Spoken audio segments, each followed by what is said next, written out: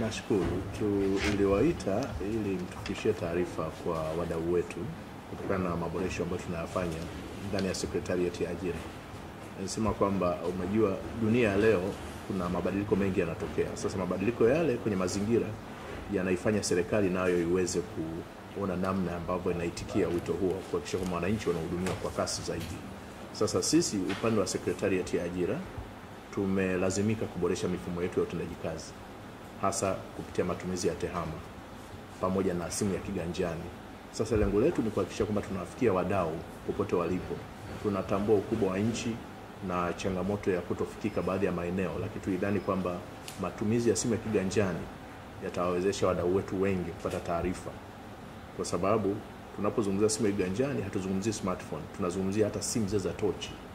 Ili mradi tu simu yake ina credit, ina hela kidogo, anaweza kufanya mawasiliano, lakini kwa ujumla wake ni lazima ajisajili kwenye mfumo. Sasa kujisajili, anaweza kutumia email kwa maana internet, akaenda wilayani sehemu ambapo kuna internet, au akatumia simu ya mkononi.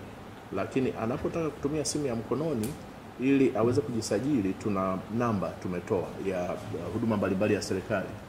Anatumia menu ya nyota 152 nyota 00 alama ya reli, alafu atapata huduma sasa mbalimbali za serikali. Moja hapo ni ajira.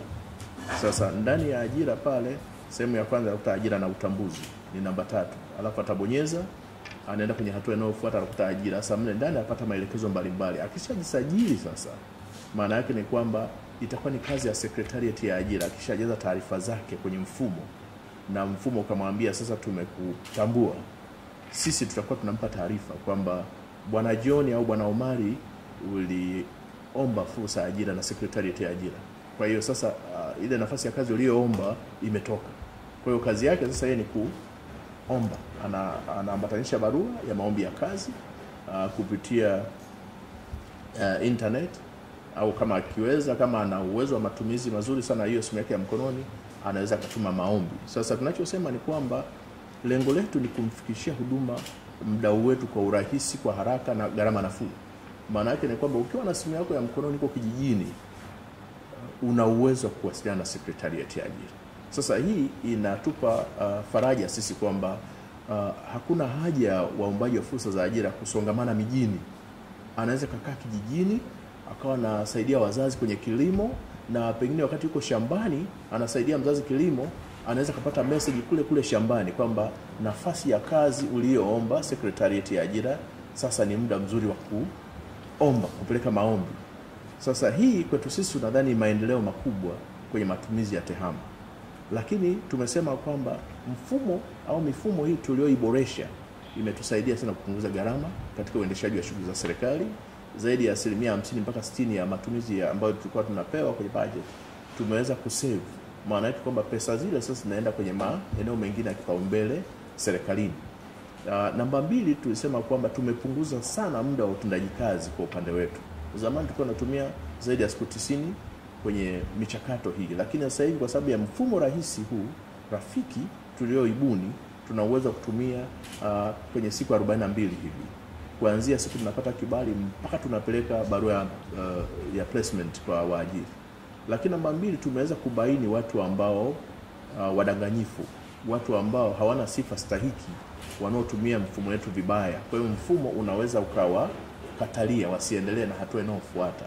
Lakini vile vile hata tunapokuta kwamba ni watu wadanganyifu, kwa hiyo tunabaini na hatua mbalimbali stahiki zinachukuliwa.